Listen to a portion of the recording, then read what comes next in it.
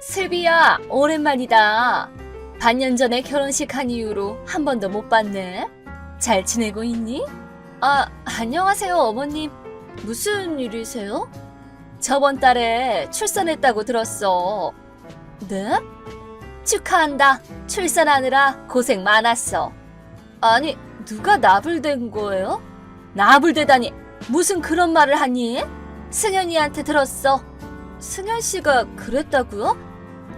진짜 마마보이지 좀 적당히 하라고 그렇게 말을 했는데도. 슬비야!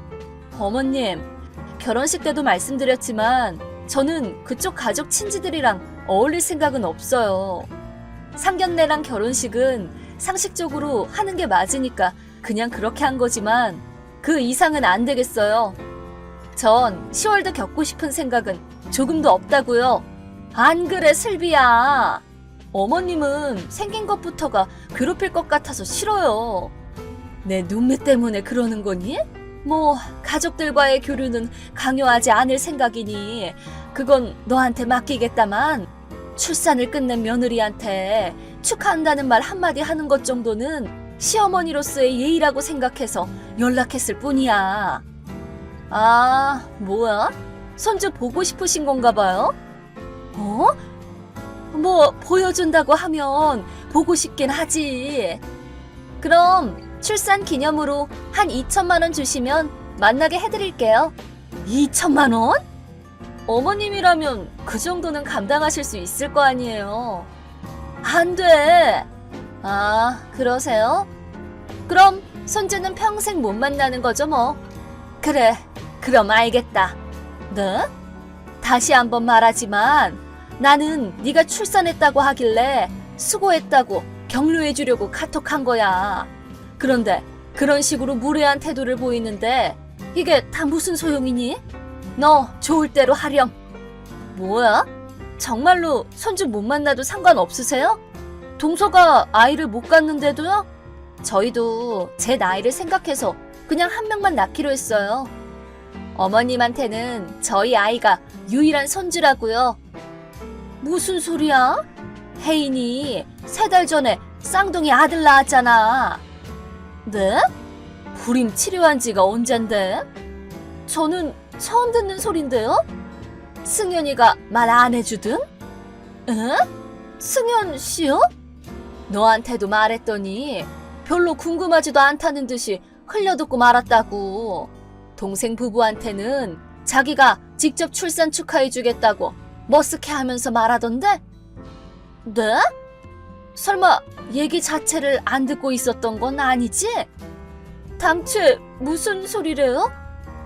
그럼 이제 됐지? 네?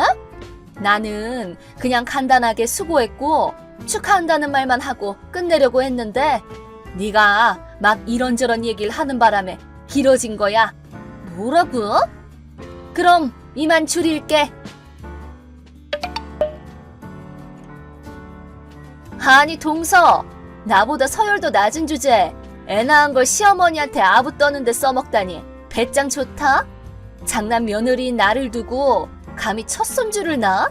뻔뻔하게 짝이 없네. 너 그거지? 어머님 재산 노리고 그러는 거잖아. 불임인 주제에 일부러 돈 엄청 써가면서까지 애를 낳았다는 건 나중에 들어올 어머님 유산이 많이 들어올지도 모른다고 생각해서 그런 거 아니야? 근데 어머님 세대 사람들은 장남이 제일 중요해. 그래서 보통 유산은 전부 다 장남한테 주고 싶어 한다고. 그리고 나는 그런 아부를 떨지 않아도 첫째 며느리라는 이유만으로도 유산을 받을 수 있어. 그니까 네가 손주를 몇 명을 낳든 뭐라든 니네가 받을 유산은 10원도 없다고. 딱 하게 됐네.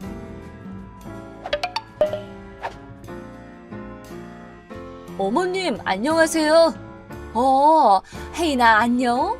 쌍둥이 낳은 지 벌써 3달이나 됐네. 다들 건강하니? 네, 저랑 아이들이랑 다 건강하게 잘 지내고 있어요. 아이들 낳으려고 친정으로 간 지도 벌써 반년이나 지났으니까 이제 슬슬 본격적으로 이사 준비를 할 생각이에요. 그래, 다행이네. 오늘은 무슨 일로 연락한 거니? 그게 어머님께 여쭙고 싶은 게 있어서요. 뭔데? 실은 어제 형님이 카톡을 보내셨거든요. 어? 슬비가? 제가 그 카톡을 읽은 시간이 좀 늦어서 답장은 안 했는데 뭔가 좀 이상한 내용을 보내셔서 걱정이 되어서요. 내용이 뭐였는데? 그게 어머님께 말씀드리기도 죄송한 내용이에요. 괜찮아. 실은 나도 슬비랑 카톡을 해봤는데 그때 네가 출산했다는 얘기도 나왔거든. 아마 그거랑 관련된 얘기겠지 뭐. 네, 아마 그런 것 같아요. 그럼 카톡 대화한 것 좀 캡처해서 보내줄래? 걔가 무슨 생각을 하는 건지 좀 확인해 봐야겠어. 네, 잠시만요. 이게 무슨 소리지? 내 유산이라니. 먼저 떠난 애들 아빠도 그냥 평범한 회사원이었고 연금이랑 알바 조금해서 받는 돈으로 살아가고 있는 나도 딱히 남겨줄 유산은 없는데 뭔가 착각을 하고 계신 것 같긴 한데 제가 형님이랑 얘기해서 자세하게 물어보는 게 좋을까요? 만약 오해가 있다면 서로 푸는 게 좋을 것 같기도 하고. 글쎄, 아무것도 안 해도 괜찮을 것 같은데? 네? 그래도 괜찮을까요? 승현이한테는 말해놓을 생각이야. 근데 슬비는 내가 시어머니라는 이유만으로 일방적으로 적대시하고 있고 나랑 사이좋게 잘 지내고 있는 너희 보고도 똑같이 적이라고 생각하고 있을 거 아니니? 그런 것 같네요. 굳이 우리가 먼저 말을 해서 귀찮은 일 만들 필요도 없고 무엇보다 본인이 시댁 가족이랑 엮이는 걸 원하지 않으니까 괜히 긁어부스럼 만들지 말자꾸나. 게다가 지금 우리도 바쁜 시기니까 굳이 귀찮은 일만 늘릴 필요는 없어. 어머님 생각이 그러신 거라면 괜찮겠죠. 알겠어요. 어머님, 승현 씨한테 들었는데 어머님 둘째네 가족들이랑 같이 이사 가셨다면서요? 왜 말을 안 해주셨어요? 슬비야. 왜냐면 내가 일부러 나중에 이사 다 끝난 후에 너한테 알려달라고 승윤이한테 말해놨거든. 네? 대체 뭐예요 이게? 시댁 가족들이랑 엮이고 싶어 하지 않았던 건 너잖아. 그런데도 혜인이한테 카톡으로 뭐라고 하고 내 유산을 노리는 듯한 말이나 하고 하는 행동에 일관성이 없어서 뭘 노리는 건지 알 수가 없으니 무서워서 이사 가는 곳 주소는 안 알려주기로 했다. 제가 낳은 손주 얼굴 못 봐도 상관없으세요? 어차피 승원애랑 살고 있어서 상관없어. 귀여운 쌍둥이 손주들이랑 매일 놀고 있어서 딱히 외롭지도 않아. 아니, 아예 같이 살기까지 하세요? 그래, 승호랑 혜인이랑 손주들이랑 같이 살고 있어. 어떡해요? 이제 혜인이 10월드 겪느라 고생 좀 하겠네요. 불쌍해라. 내가 왜 그런 짓을 하겠니? 그렇게 착한 며느리가 또 어딨다고? 네? 혜인이가 친정으로 가서 애를 낳는다고 반년 정도는 따로 살고 있긴 했지만 우리는 2년 전부터 항상 같이 살고 있었어. 응? 굳이 며느리끼리 비교하고 싶은 생각은 없지만 우리 사이에 고부 갈등 같은 건 하나도 없어. 와, 진짜 아무것도 모르시는구나. 무슨 얘기니? 어머님, 그거 아세요? 혜인이가 얼마나 은큼한 앤데요. 그렇게 같이 살면서도 모르세요? 첫 손주를 낳은 건 그냥 재산을 노리고 계산적으로 그런 거라고요. 불임인 주제에 굳이 큰돈 들여서 불임 치료를 받아가면서 출산한 걸 보면 언젠가 들어올 어머님 유산을 바라보고 그랬다는 게 뻔히 보이잖아요. 이제 좀 아시겠어요? 슬비야, 내 유산이라니 무슨 소리야? 네? 난 유산을 남겨줄 만큼의 요력이 안 되는데? 그렇게 겸손하실 거 없어요. 뭐 이사하고 싶으시면 그렇게 하세요. 그건 그거대로 저희도 감사한 일이니까요. 감사하다니? 이만 실례할게요. 아니, 어머님! 왜 그 집에 처음 보는 사람들이 살고 있는 거예요? 어? 무슨 소리야, 또? 집이요. 어머님이 이사 가시기 전에 살고 계셨던 방 4개짜리 아파트 말이에요. 모르는 사람들이 살고 있다니까요? 뭐야? 거기는 왜 간 건데? 어머님이 이사 가셔서 빈집이 되었을 테니까 저희 가족이 가서 살려고 일부러 이사 준비해서 왔단 말이에요. 이게 대체 어떻게 된 거예요? 거기 애초에 월세로 살고 있던 집이야. 네? 집 주인이 혜인이 할아버님이야. 새 집이 완성될 때까지 잠깐 살기 위해서 1년 반 정도 빌려서 살고 있었던 거라고. 뭐라고요? 어머님, 아버님이 돌아가시면서 상속받았던 어머님 집 아니었어요? 네 시아버지는 여기저기 발령이 자주 났기 때문에 집을 안 샀었어. 월세 안 내면서 사는 내 집은 나도 지금 이 나이가 되어 처음으로 살아보는 거야. 아, 또 착각할까봐 지금 말해두는 건데 이 집은 승호 명의의 집이야. 네? 그럼 이제 됐지? 내 새끼들 낮잠 자다가 깼다, 야. 아니, 어머니! 그럼 이만 가보마.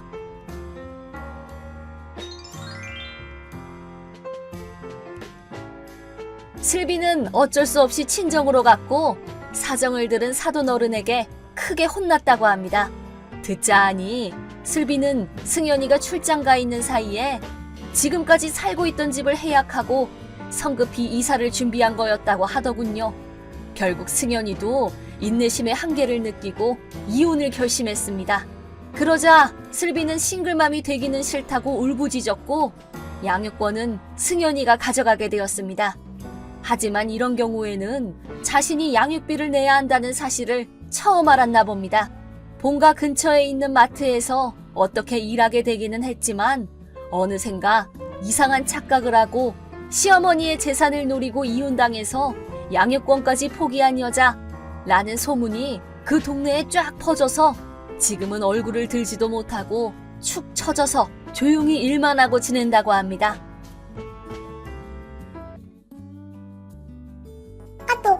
최서방, 지금 뭐하고 있나? 장모님, 무슨 일이세요?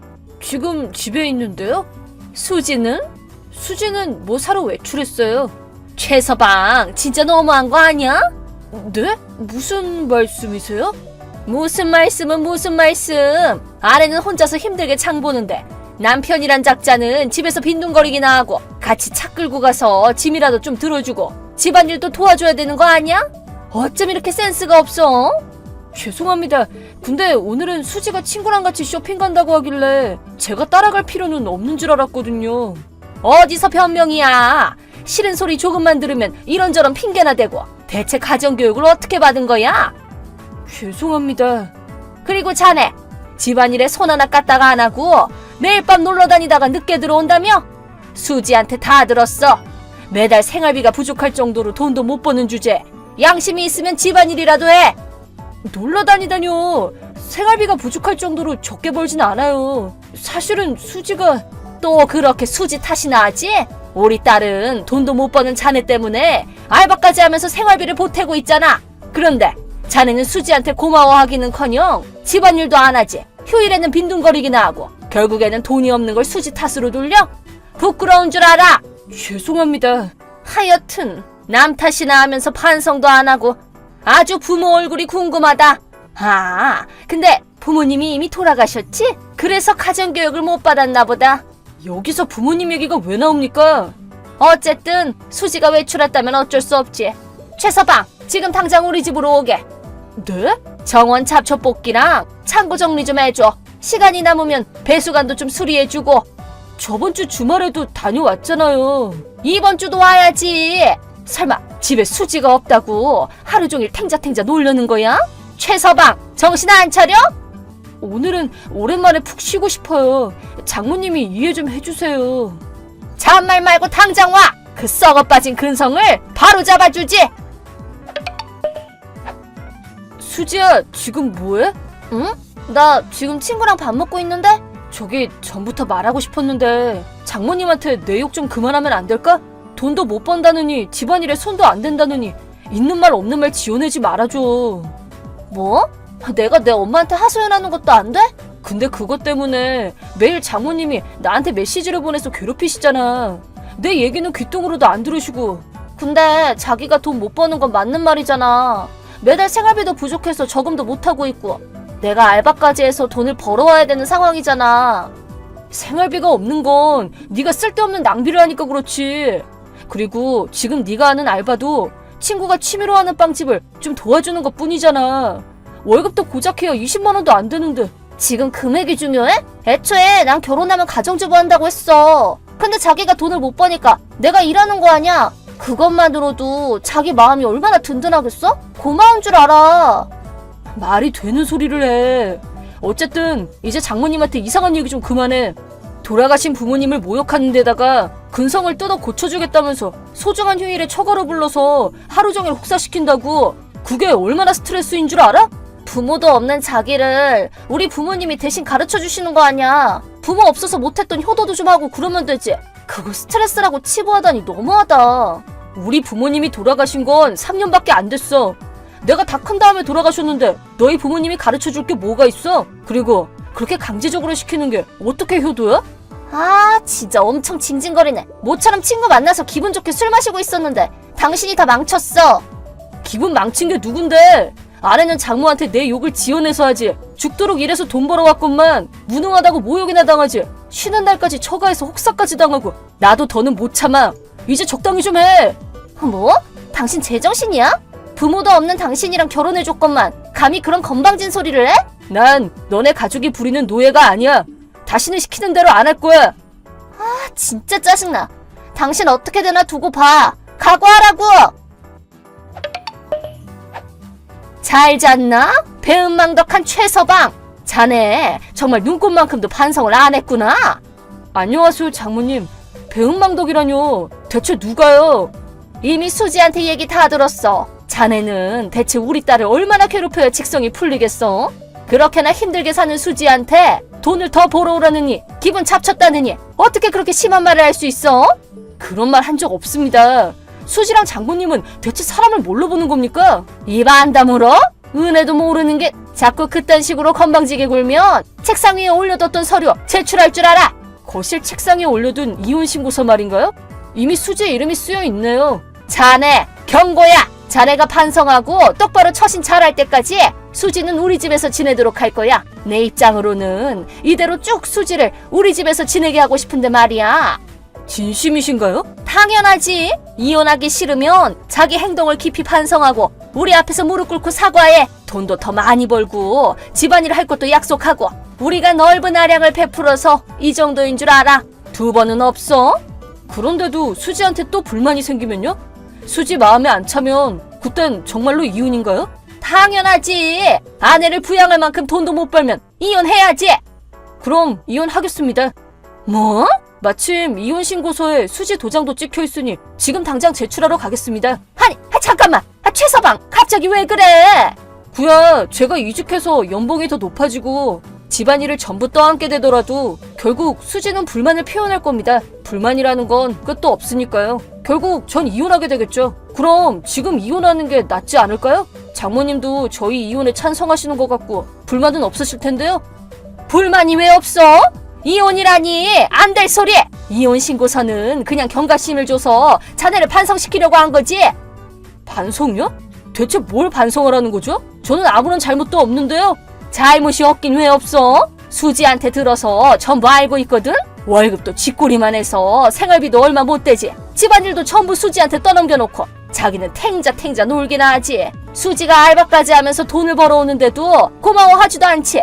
반성해야 할 점은 그거 말고도 산더미야. 아내 하나 제대로 부양 못하는 자네 잘못이지. 장모님, 이 기회에 다 말씀드리는 건데요. 맨날 돈이 부족한 건 다 수지 탓이에요. 뭐? 전 매달 생활비로 250만 원 정도 줬거든요. 핸드폰 요금은 별도로 집세랑 광일비 포함해서요. 둘이서 쓰는 생활비로는 충분한 금액이죠. 뭐? 그렇게나 많이? 그러면 대체 왜 매달 돈이 부족한 거야? 수지가 상당히 낭비가 심하거든요. 뭐? 매일같이 옷이니 구두니 가방이니 사대고 친구랑 놀러 나가서 몇십만 원 하는 밥을 먹어서 생활비를 펑펑 쓰고 다니니까요. 뭐라고? 수지가 그런다고?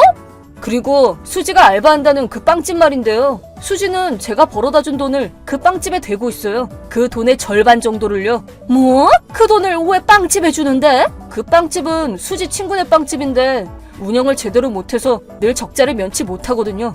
그래서 그 적자를 메꾸려고 돈을 대주는 거예요. 친구들한테 콧대 높이고 싶어서요. 그러지 좀 말라고 뜯어말려도 돈을 숨겨도 공경에 빠진 친구를 버릴 수는 없다면서 돈을 줄 때까지 제 물건을 부수고 절 구타해서 울며 겨자 먹기로 돈을 줄 수밖에 없었어요.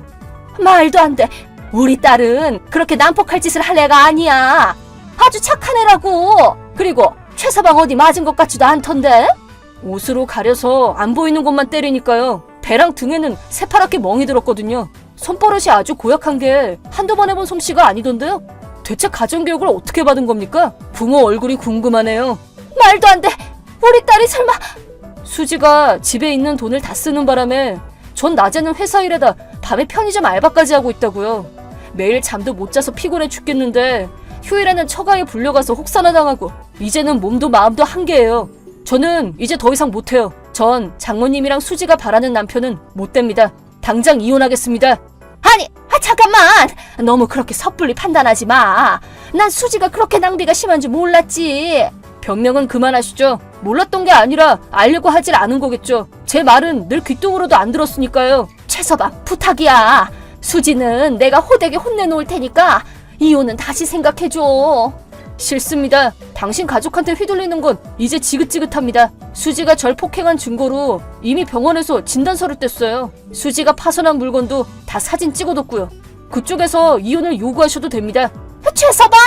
치료비랑 위자료도 톡톡히 청구하겠습니다. 그래서 변호사도 선임했거든요. 집에 제 변호사 명함을 두고 왔으니 이후 연락은 변호사를 통해서 해주세요. 뭐? 변호사라고? 아니, 그렇게 다른 사람을 끼고 연락하는 게 어딨어. 가족 일은 가족끼리 해결해야지. 아니요, 그렇지 않습니다. 저랑 당신들은 가족이 아니라 타인이니까요. 더는 당신 가족들 얼굴도 보기 싫습니다. 연락처는 전부 차단하도록 할게요. 그럼 이만 실례하겠습니다.